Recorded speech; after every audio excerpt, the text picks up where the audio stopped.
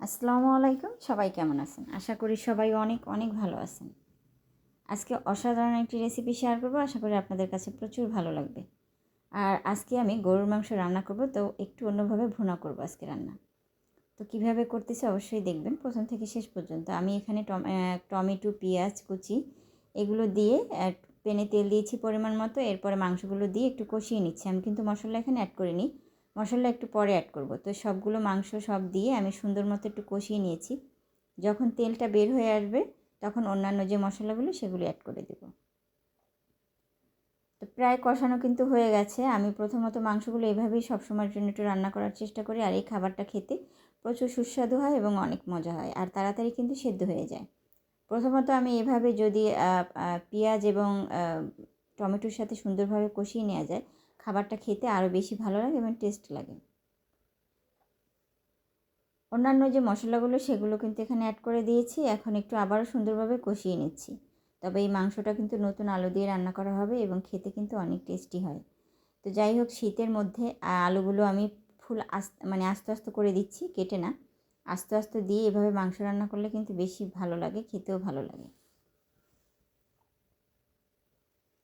তো মাংসগুলো আলুগুলো সবগুলো দিয়ে একটু ভালোভাবে কষিয়ে নিতে হবে, কারণ আস্ত আলু তো একটু একটু সেদ্ধ হতে সময় লাগবে। তো সেই জন্য একটু ভালোভাবে কষিয়ে নিতে হবে। ভালোভাবে কষিয়ে নেওয়ার পরে দেখবেন এটা সেদ্ধ হতে বেশি একটা সময় লাগবে না। এখন আলতোভাবে একটু নাড়াচাড়া করে দিতে হবে সুন্দর করে, যেন মশলাগুলো সব সুন্দর করে লেগে যায়। আর এই দিনে, শীতের দিনে আলু দিয়ে গরুর মাংস ঝোল দিয়ে চাপটি দিয়ে খেতে কিন্তু অসাধারণ মজা এবং অসাধারণ একটি টেস্ট, খেতে অনেক বেশি ভালো লাগে। তো প্রায় কষানোটা অলরেডি হয়ে গেছে মোটামুটি। আমার রান্নাও হয়ে গেছে অলরেডি। কেমন হয়েছে রান্নাটা অবশ্যই জানাবেন। রান্নাটা কিন্তু অনেক সুস্বাদু এবং অনেক টেস্টি হয়েছে, অনেক মজা হয়েছে। আমি একটু দেখালাম, আসলে ভুনা করেছি আলু দিয়ে। এখন আমার মেয়ে খেয়ে একটু টেস্ট করে দেখাবে। তো চাপটি ভেজেছিলাম, চাপটি দিয়ে আর এই মাংস দিয়ে খেয়ে একটু টেস্ট করে দেখাবে কেমন হয়েছে।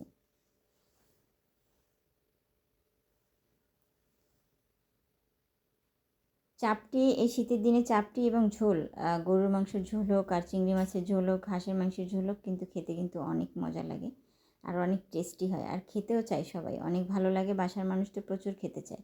তো যাই হোক, ও চাপটি দিয়ে খাচ্ছে, গরম গরম চাপটি ভেজেছি আর গরুর মাংসের ঝোল, আর কিছুর দরকার হয় না। অসাধারণ হয়েছে রেসিপিটি, আর আমাদের কাছে খুবই ভালো লেগেছে।